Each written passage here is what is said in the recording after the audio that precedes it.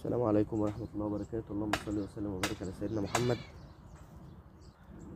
ال NPK ما بينضافش للنبات بودر على وش التربة. ال NPK بينضاف، باخد منه معلقة صغيرة على 3 لتر مية، والمعلقة تكون ممسوحة، وبدوب كويس جدا وبروي بيه النباتات. ما ينفعش اجيب البودر نفسه وارميه على وش التربة.